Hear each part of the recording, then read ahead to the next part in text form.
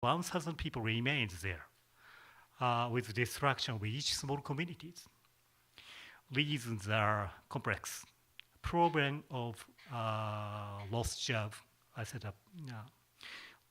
lack of successors to recover family business like fishing, delay and time-consuming process of planning reconstruction projects by each autonomy in disaster area.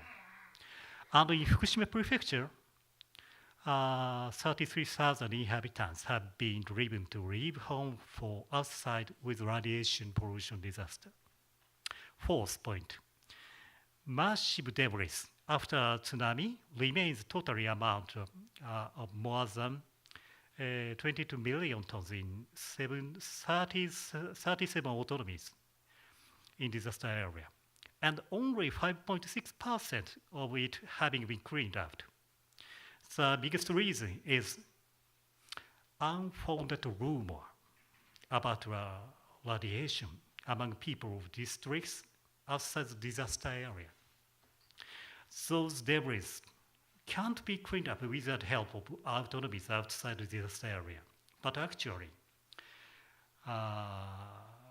Tokyo Metropolis has received, only Tokyo Metropolis has received debris out of 41 prefectures across Japan, except Tohoku, 6 prefectures, our district.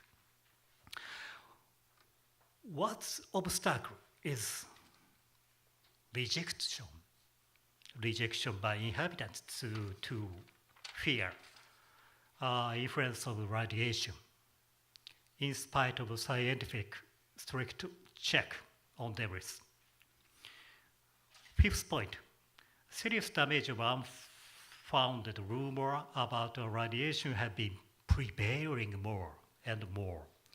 In coastal area in Fukushima Prefecture, autonomies like Minamisoma City, which are around traveled nuclear power station, have been stopping rice production till removing polluted soil with radiation is carried out.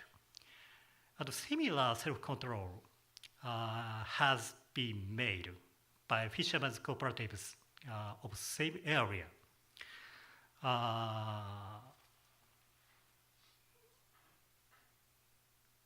Actually, checking system and standard of securing safety of food becoming much stricter and stricter since disaster. Farmers also have been making effort to self-check and hard work of removing pollution at their own fields of fruit or vegetables too. However, unfounded rumor has been influencing not only the program about the debris, but also recovery of particularly agriculture and sightseeing, fishing industry across whole Tohoku districts beyond the disaster area. Agricultural products including peach or apple or beef generally reduce price, sales, and as well as order in spite of safety check. Visitors to Tohoku also have declined to even half in comparison of the last year.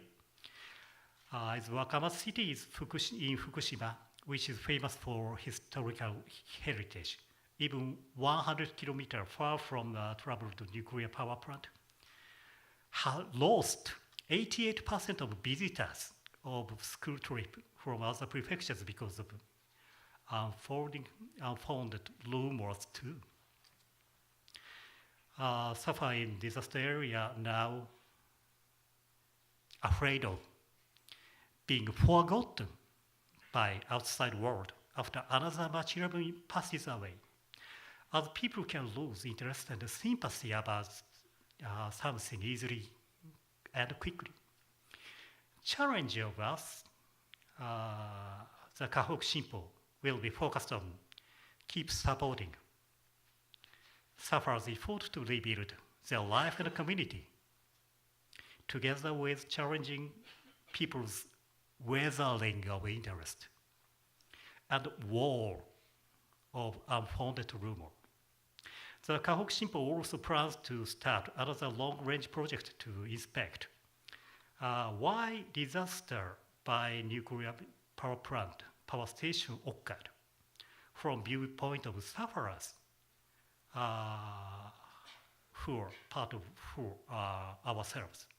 In Tohoku, we have totally 14 nuclear power stations out of 54 across Japan. Originally, construction of a nuclear power station had been boosted by governmental policy with the prevailing propaganda of nuclear can be safely controlled, but it might have collapsed. Originally, those had been built with scattering huge money through choice of area, who was generally economically underprivileged with less population. It was deeply related to history of our home district. Questioning why the disaster occurred would lead to think of new way of life by ourselves.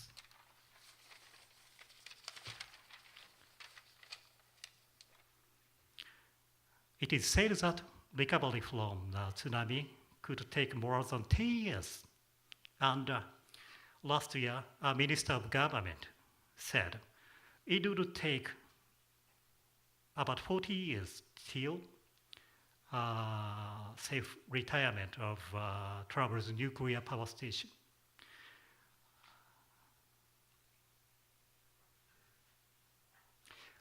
Recovery will be in other way. Fight with time. Could we keep up till now, till then? Could we put up with it? Could we wait for?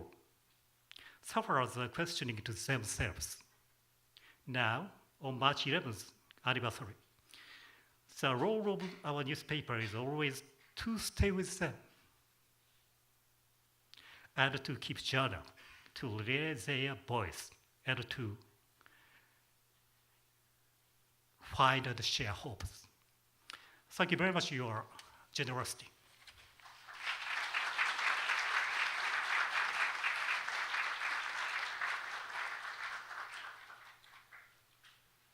Thank you, Mr. Terashima. Our next presenter is Malka Older. Ms. Older is a specialist in disaster risk reduction and emergency preparedness for Save the Children. Save the Children is an independent organization that aims to create lasting change in the lives of children in need. Where disaster strikes around the world, Save Children is there with food, medical care, and education to help communities rebuild through long-term recovery programs. Please welcome Ms. Malka Older.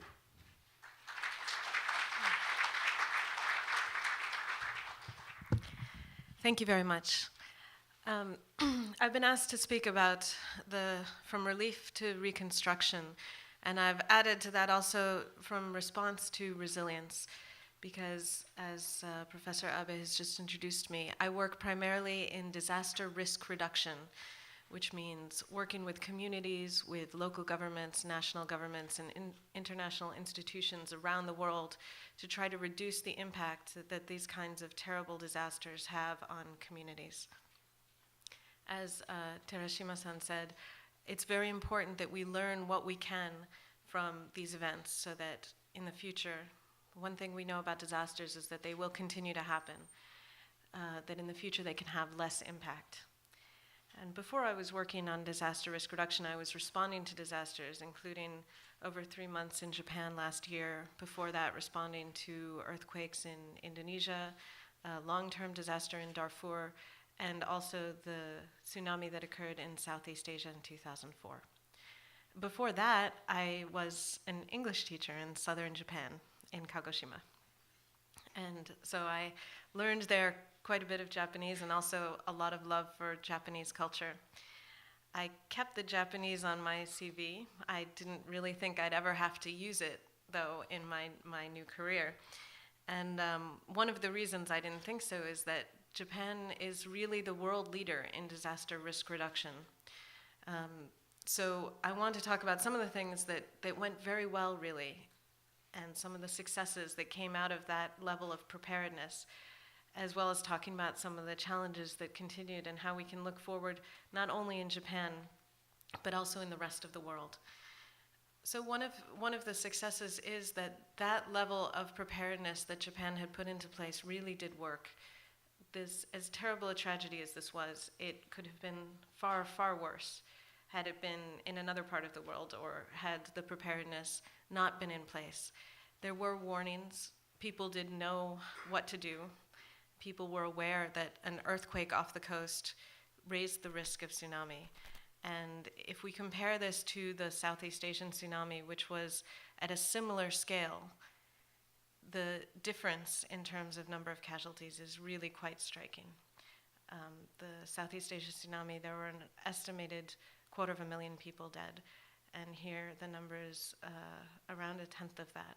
So as much as we cannot forget that and need to work so that even that can be lower, the elements that Japan did have in place, the fact that there are evacuation drills on a regular basis in Japan, in schools, in workplaces, the fact that people do have education about what to do and expect, really did have a very positive effect. We can also, I was very impressed when I went, and again, I'm looking at this from the perspective of having international experience and response in many other countries that are often less well organized than Japan. One of the very positive things was the degree of and the speed of coordination that happened, not just with NGOs, because there was a relatively small presence of NGOs actually, but among different levels of government and with the private sector. A lot of the nuts and bolts part of the response, the logistics work, which is one of the most important and actually difficult things in any disaster response, actually getting what is needed to where it is needed in the right quantities is an extremely difficult thing to do, particularly under that pressure and the constraints of perhaps not having electricity, not having cell phone signal, not having heat in the winter in Tohoku. A lot of it was also done in coordination with the Japanese equivalents of DHL, for example. And that was a very strong support to having things run smoothly. Also, the degree of coordination between the different levels of government was a very important thing in Japan, and not just through the levels vertically in Tohoku, but also the amount of coordination and the amount of volunteerism and support that came from across Japan. I remember as we were driving around at the beginning, there were no traffic lights. In fact, for quite a long time, there were no traffic lights in some of the most affected places. And you can imagine with massive trucks full of debris, with a number of different people moving back and forth, we would see the traffic policemen who were guiding us with their identification from Osaka, from Fukuoka, from Sapporo, from all over Japan. They were coming in 2-week shifts, sleeping sometimes on the floors of gymnasiums in the same refugee centers as everyone else, and putting in their time and then going back. And part of the reason they did that was that they also realized that it could happen to them, and it may be someday Tohoku, people from Tohoku helping them out. But the fact that that was able to be coordinated was a very key factor in enabling things to move quickly in terms of the immediate relief. Also, we saw a lot of application of lessons that were learned in the earthquake from Kobe. And one of those, for example, was, I think, the speed of the government's response in bringing out temporary shelter was something that had come from their experience at that time. And perhaps, I think, also shows the role of the media in highlighting things that are not going well and bringing that pressure to bear in terms of preparing for the next one. So really, again, comparing with other countries, the speed in which the temporary shelter was made available to people was phenomenal. When I arrived in Tohoku, which was about 2.5 weeks after the tsunami, already there was construction going on of the first sets of temporary houses. And again, this is in a situation with no electricity in these areas, roads are still blocked, very little communication. And that process moved very quickly because it was prepared, because the government had a contingency plan and knew which companies they were going to go to look for quick construction of temporary shelters. There were also another thing that I found incredible and very moving working there was the effort that was put in by local actors. And I'm talking particularly about local governments, which is they were the entity that is already planned to have responsibility in the case of such a disaster. The plans did not anticipate the size of this particular catastrophe. And so in many cases, we were working with people whose workplaces were destroyed, who had lost many of their colleagues, who had lost their homes. And yet they continued to work to try to put order into place, to try to figure out how they could move forward, to try to address the needs of the people that they were responsible for. In many cases, it devolved even further from when the people who were supposed to take this role were not able to. We saw many large refugee centers being run by, for example, school principals, because many of them were schools. And so they were managing these ad hoc communities of, in many cases, 1,000 or more people who needed to deal with the distribution of food. They needed to deal with questions of warmth, of hygiene, managing these for months and months. And in my line of work, that's a full-time job that usually includes a rest and relaxation period every month or two. And people were doing it despite having suffered incredible losses of their own. And so that was something that was really incredible to see and very important in the way that the relief effort was carried out. There are also still challenges that we can see from our experience in Japan. And again, this is an important thing to note, not only for Japan to look forward to the next time they have to face something like this, but also for the rest of the world. Certainly we know in California, we're not immune. On the East Coast where I live, we're not immune. Nowhere in the world are we immune from disasters of all kinds, whether natural or technological. So other things that we can consider in the lessons from this experience. The Japanese government was, I think, again, relative to other countries, very well prepared for the immediate needs. They came out very quickly with shelter. They came out very quickly in organizing the distribution of the goods that people needed. I want to also mention that the Japanese self-defense forces were incredibly strong in helping on the water and sanitation areas, which are crucial areas for the first few weeks and months. However, once it moved beyond that period, there was really less planning and less awareness of what the next steps might be in terms of moving forward from a disaster of this magnitude. And so as people's immediate needs were taken care of, the desire to be able to start rebuilding their lives, whether it was economically, whether it was looking for a more permanent place to live, that was made really difficult by not having plans in place. And in some cases, this is not a question so much of putting money or assistance as making the decisions. One of the things that we worked on doing in places that had lost all of their shops of any kind, including food, as people were starting to move out of the refugee centers and no longer have access to food distributions, was look at setting people up who had lost their shops with vans or vehicles so that they could become mobile vendors. And when we initially went to the Chamber of Commerce to discuss this idea, they said, oh, yes, that would be wonderful. But what about the license for mobile vending? And particularly coming from having worked in disasters in, for example, Indonesia, where there would have been 20 satay stands outside of the refugee center within a week, it was very surprising to me. But it is one of those things that the government, either the local or the national level, can facilitate simply by making decisions and saying, these particular considerations are suspended in times of a disaster. Another example of that is the question of rebuilding. It's a very difficult question as to where people will be allowed to rebuild. It's not an easy decision to make.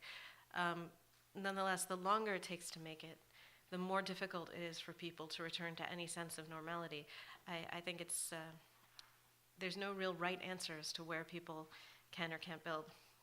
There's some minimum standards, I think, that need to be enforced. But just making the decision of this line or that line can be very helpful in starting to move forward into the real recovery phase. There was also a lack of awareness of civil society and particularly the role of NGOs in Japan, a normal thing given that it's not a place where NGOs normally need to work. However, there is a civil society there. We had the experience of the Japanese NGO I worked for at the time, Peace Winds Japan, was working on providing basic goods to people as they moved into temporary shelters. So they were moving into these prefabricated houses, which were actually fairly nice. I would live in one compared to some places I've lived. But when they moved in, there was nothing in them, and people had lost everything. So this NGO was going around and putting in futons, towels, some toilet paper, some bowls, chopsticks, some basic things that people need to get started with their lives. Now, in some cases, when they went to local governments to tell them, we're starting this project, we're offering these services, we need information about how many people, the family size in each of these shelters so that we can put 4 futons or 2 futons or 6 futons. Having done some of the carrying, we weren't really happy about the 6 futon families. But and the local governments in some cases were actually reluctant to share that information. Not even names, but the numbers. They were suspicious. They said, you're going to go and you're going to put these things in, and then in a month or two, you're going to send people an invoice, aren't you? And for an NGO, that's not our business model. We really could not consider doing something like that. And we're working with money that's been donated for this purpose, and we have accounting. But there was a real lack of conception of that role, and that was on a very local level. I think on the national level too, there wasn't an understanding of what the kind of capacity that NGOs could provide, and having that included in the planning from beforehand is something that would help a lot in terms of moving things quickly. And also, I think, really support the civil society that exists in Japan to be able to do work even in non-emergency times. Along with that, there's also, I think, a real need for greater community participation. This aligns somewhat with civil society, but is also separate. I'm now working on programs for disaster risk reduction in Japan with Save the Children. I was there last month and the month before, and as they're looking at what they can improve as well based on this. And so the boards of education in each town are being told they need to prepare a new manual for teaching kids about disasters and disaster risk reduction in the schools. And I was at a meeting a couple of weeks ago in Ishinomaki. The Board of Education had done what they were told to do and prepared the manual, and they were presenting it to the principals and vice principals of schools. And they were presenting it at this time, planning to print it in a month, and they had not consulted with the principals, much less with the teachers, much less with the students themselves. So there were elements of it that the principals looked at and said, we're not sure that we want to be showing our kids pictures of the disaster at this point. They still see it every day. And, it wasn't something that was a fault so much of how they of what they'd put in it, so much as how they put it together. It's very important when you're talking about fulfilling people's needs that you ask them what those needs are. And I also have to make the comment that in that same meeting where there were 22 people, there were 2 women. And it was something that was very difficult for me working in Japan to see the level of gender balance that was not really striven for, shall we say, as much as we sometimes do in other countries where that's a much more open concern. So a very important thing to make sure that all different people are involved in it, that it's not an entirely top-down issue. And then I spoke before about what the kinds of efforts that local actors put in, which was so important. It was also an extraordinary burden for them, and really very, very difficult work that was being done at a very difficult time. Also, internationally, when people who work on this in many places, we have standards that are put in place for various issues, and these standards are often not considered to be applicable in developed countries. And I think part of the reason the Japanese government hadn't adopted them is because they would be considered very low for what Japanese people need. But at the same time, when you're looking at a situation where there's no piped water, knowing what's internationally agreed as the minimum standard for water, drinking water that goes per person per day is a very important thing in making decisions about how that is done. And so looking at international standards, also looking at how to standardize across different areas. Japan is in a lot of ways quite decentralized, and different prefectures had different levels of support for example, small businesses trying to restart. And sometimes that's unavoidable, but looking at that and trying to look at what the possibilities are for standardizing across different places is quite important. I also want to talk about one more element that's a little less technical in my area and harder to foster, but something that's very, very important.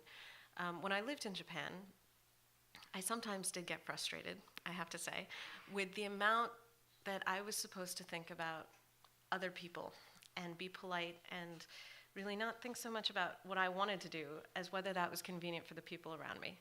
So, listening to music on the bus, for example, or in my house at night where it might bother the neighbors.